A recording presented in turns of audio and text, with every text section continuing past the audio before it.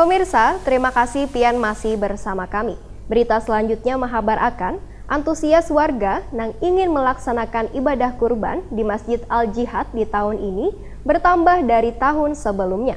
Masjid yang terletak di Jalan Cempaka Besar ini akan menyembeli 89 ikung sapi, 3 ikung kambing, wayah pelaksanaan Idul Adha 1440 Hijriah.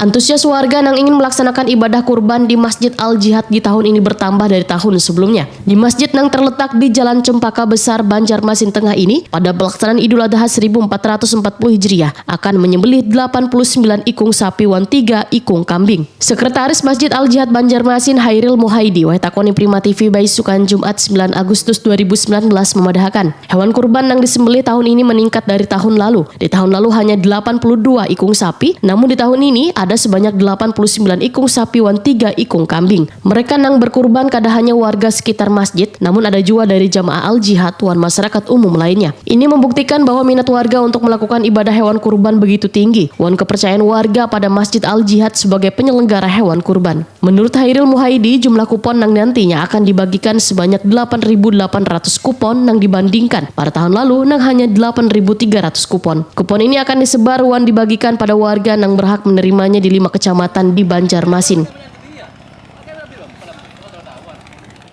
Pak, mungkin untuk tahun ini ada berapa kurban Pak yang di sini Pak? Sudah terdaftar 89.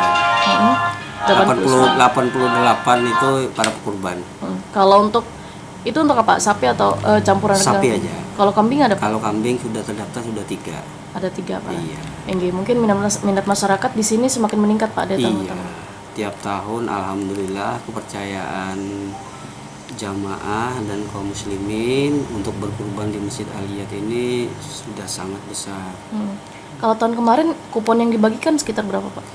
Kalau yang tahun kemarin sekitar 8.300. Nah, tahun ini gimana Pak? Tahun ini ada peningkatan sesuai dengan peningkatan jumlah kurban.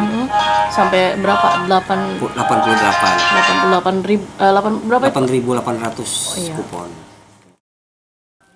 Hairil Muhaidi berharap pelaksanaan kurban di tahun ini bisa berjalan lancar agar waktu pengambilan daging kurban sesuai dengan yang ditentukan.